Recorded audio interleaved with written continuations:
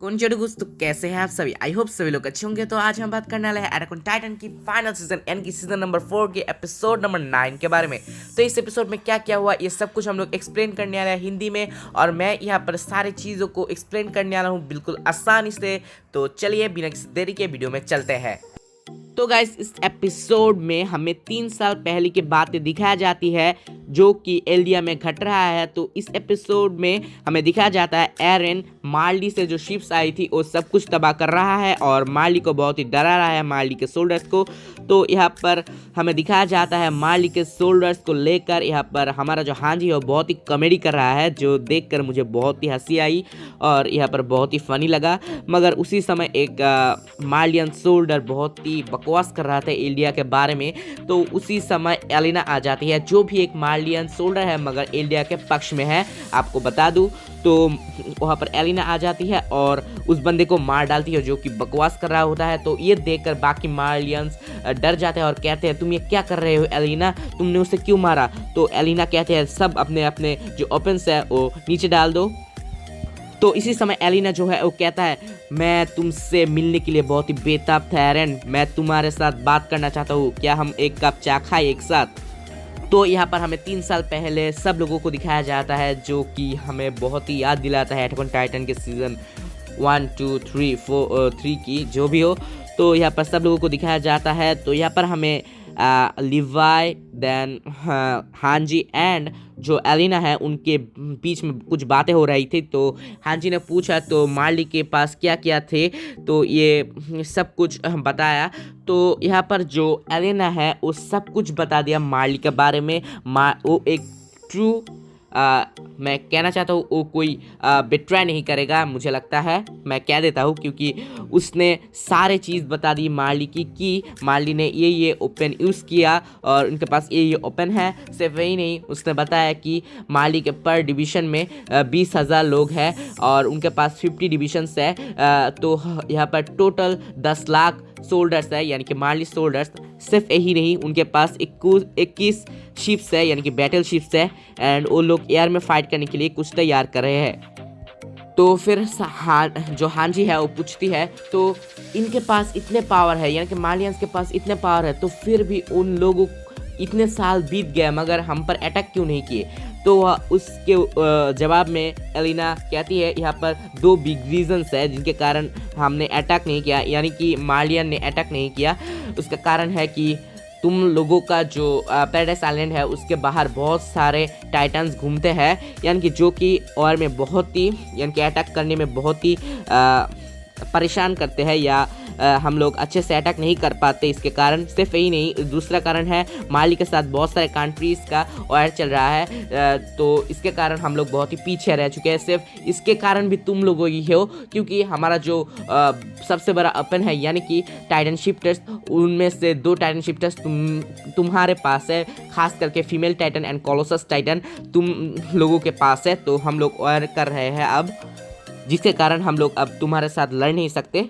तो फिर हांजी बोलती है कि तुम अगर मार्लियंस को धोखा देना चाहते हो तो ये हमारे लिए बहुत ही प्रॉफिट होगा और हम लोग बहुत ही अच्छे से मार्लियंस को हरा सकते हैं। तो फिर जो एलिना है वो कहता है नहीं नहीं, मैं बिट्राई नहीं कर रहा, वहाँ पर एक बंदा है जो कि मुझे गाइड कर रहा है इन सब के लिए। तो वो टाइटन जो कि डेविल के नाम से जाना जाता है, जो सब लोग डेविल कहते हैं यानी कि वो जेक की बात कर रहा है, मगर मेरे लिए तो कुछ और ही था। वो मेरे लिए गॉड के समान था और वो मेरे लिए एक नया होप जगाया। तो हम लोग यहाँ पर जेक यागर की सारे ऑर्डर्स मानते हैं और यहाँ पर हम लोग जेक यागर के ऑर्डर से ही है और हम लोग यहाँ पर एंटी मार्लियन वॉलंटियर्स है एंड हमारा गोल है एलियंस पीपल को आज़ाद करना यानी कि फ्री करना। तो यहाँ पर डिसीजन लिया जा रहा है एक मीटिंग पर जहाँ पर हिस्टोरिया डिसीजन लेगी। तो यहाँ पर जेक की जो प्रस्ताव है वो रखा गया है यहाँ पर। तो यहाँ पर सब लोग एरन को इंट्रोड्यूस करा जाता है जो कि फाउंडिंग टाइटन प्रोसेस करता है एंड वो जो जेक का भी हाफ ब्रदर है जिसका नाम है एरन येगर। तो यहाँ पर जेक की जो प्लान है उनमें से कहा जाता है कि पैराडाइज की सेफ्टी यहाँ पर गारंटी है और यहाँ पर जो उसने हमें प्रॉमिस किया है कि वो हमें लेटेस्ट टेक्नोलॉजी की जो ओपन्स है वो देंगे और बहुत सारी चीज़ें देंगे। यानी कि जेक ने जो जो काम किए हम पिछले एपिसोड में देखे थे वो सारे प्लान्स बता रहे हैं यहाँ पर। तो सब लोग तो यहाँ पर सहमत नहीं है, बहुत सारे लोग इसके विपक्ष में हैं, मगर हांजी उन सबको संभाल लेती है। तो इसी समय कहा जाता है in order to carry out the secret plan he needs, यानी कि ये सब कुछ संभालने के लिए जेक को founding Titan and royal blood की ज़रूरत पड़ेगी। इस दो थिंग्स अगर हमारे पास हो तो हम इस वर्ल्ड को बचा सकते हैं और ये जो सीक्रेट प्लान है वो हम कैरी ऑन कर सकते हैं।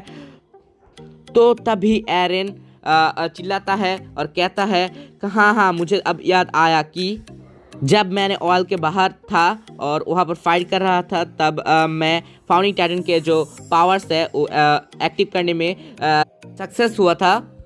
मैंने बाहर एक टाइटन के साथ में टच में आया था और जो कि रॉयल ब्लड बिलोंग करता था। तो उसी समय मेरा जो फाउंडिंग टाइटन का पावर है वो एक्टिव हो चुका था।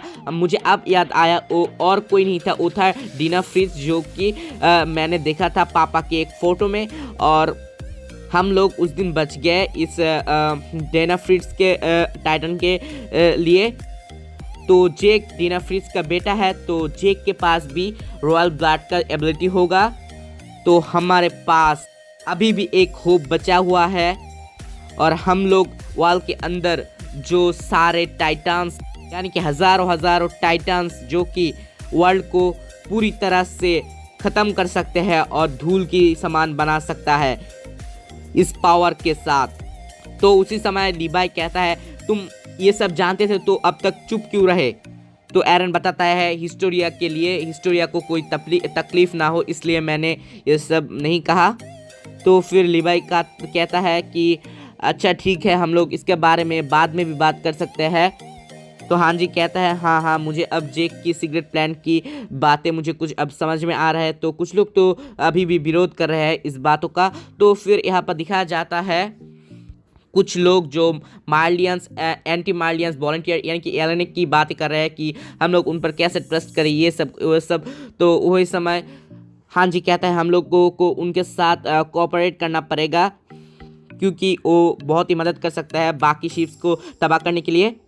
तो फिर हमें दिखाया जाता है एलेना जो है वो बहुत ही आसानी से जो शिप्स है उनको पुकारती है और हमारा जो कोलोसस टाइटन है यानी कि आर्मीन वो उन सबको बहुत ही टाइटन रूप में आ जाती है और सबको डरा देती है। तो यहाँ पर बहुत सारे लोग मुझे पता नहीं मर जाते हैं या क्या हो जाता है, सब लोग डर जाते हैं और सब लोग पानी में उतर रहे हैं और पानी से उतरते ही सब लोग एल्डिया में आ जाते हैं। और यहाँ पर लीवाई और बाकी सारे लोग मजाक उड़ा रहे थे इन सब का। कहता है कि हम लोग डेविल्स है, आओ डेविल्स आइलैंड पर आओ।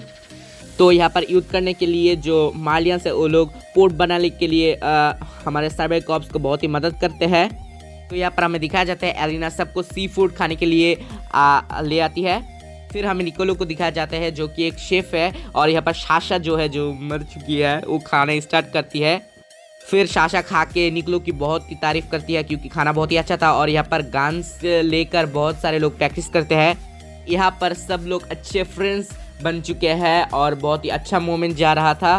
फिर हमें प्रिजन दिखाया जाता है जहाँ पर वहाँ पर जो आर्मिन है वो सब की बात, जो लोग पिछले मिशन में मारे गए सब की बात याद करता है और वो कहता है कि मैं एरन के बारे में सब कुछ जानता हूँ, एरन को मैं मिकासा से भी ज़्यादा जानता हूँ। और ये सब बात आर्मिन क्रिस्टल से घेरे हुए एनी के सामने कहती है। तो यहाँ पर दिखाया जाता है जेक और लेबाई फिश से फाइटिंग करना शुरू कर दिए, यानी कि एक दूसरे को चिढ़ाना शुरू कर दिए।